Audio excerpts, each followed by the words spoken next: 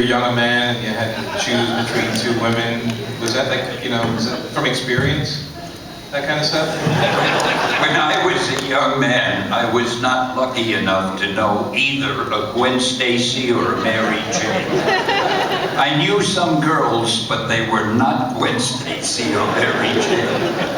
Very few teenagers have known a Gwen Stacy or a Mary Jane. Tell you a funny thing about that, though.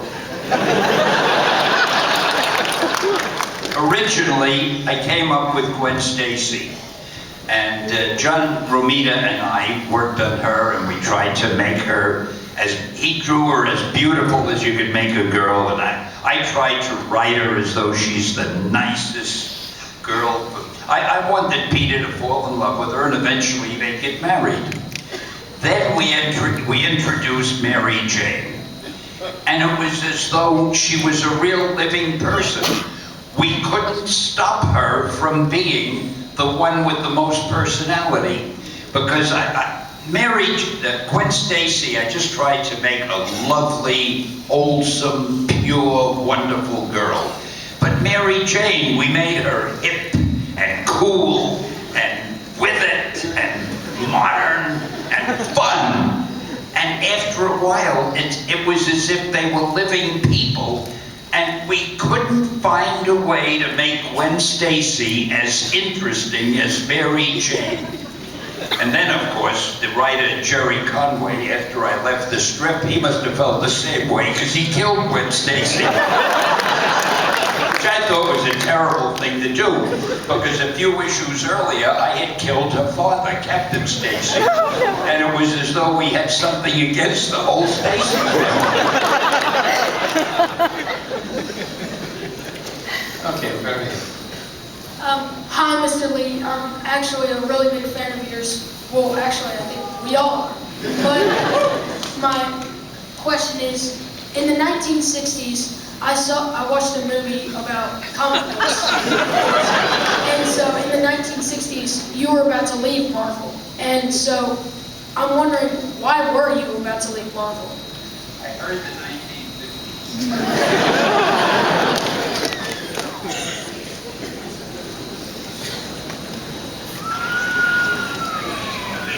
Well, now, let's be specific. Do you want to know why I was about to leave Marvel, or do you want to know why I didn't? Because I'm a very specific person. Or do you want to know both, which I suspect I had been working at Marvel, which then was called Atlas. First it was called Timely Comics. Then it was called Atlas Comics. It had a lot of names in between. I don't even remember them. But at the time, it was, I think, Atlas Comics. And I had been writing stories for quite a few years. But I was writing the kind of stories that Martin, my publisher, wanted me to write. He had very little respect for our readers. He thought that comic book readers were either very young children or adults who weren't too smart. So he would say to me, Stan, I don't want you to put in too much dialogue. Don't use words of more than 2 syllables. Don't worry about characterization or plot. Give me a lot of action. I want to see a lot of action on every page. Well, he wanted to see action. I wanted to make a living, so that's what he got. He got action. And after about 15 or 20 years or whatever it was, I was really tired of writing those kind of stories, even though they were doing well. And incidentally, we also did other kind of books.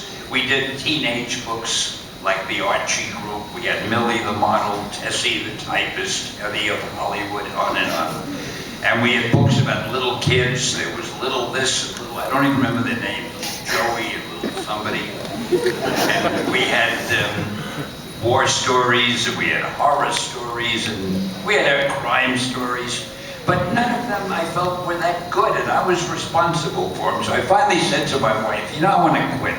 I want to try to write something good, or at least better than what I'm writing, which shouldn't be hard. And she said, and you may make notes if you wish, but she said, why don't you do one book the type that you'd want to do it the way you'd like to do it.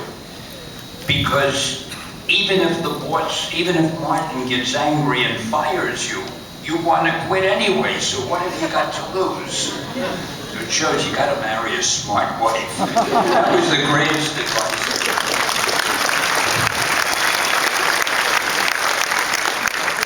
So that's when I figured the hell with it.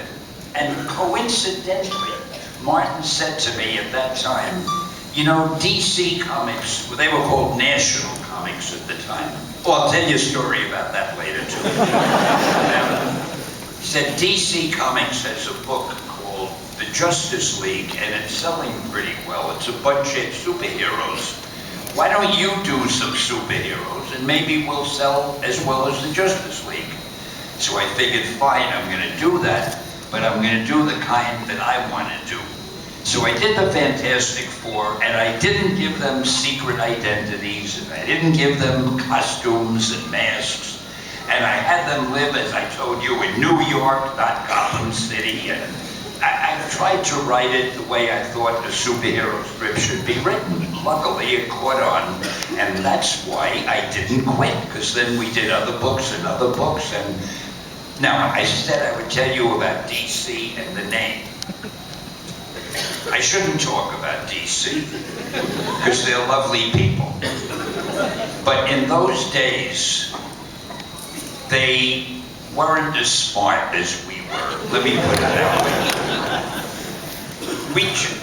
After the Fantastic Four and Spider-Man and the others sold well, I said to Martin, let's change the name of our company, because at that time we were Atlas.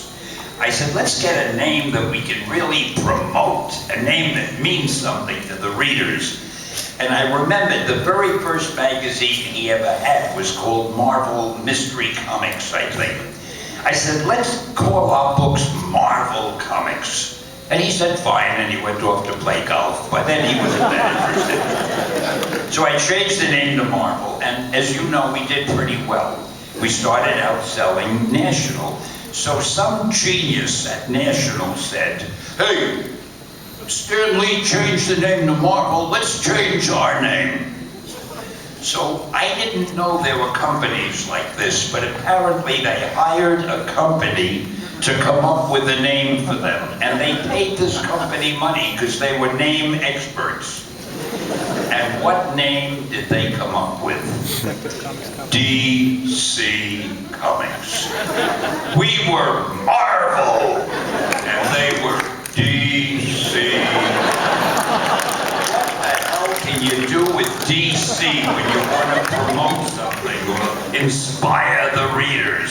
DC Comics.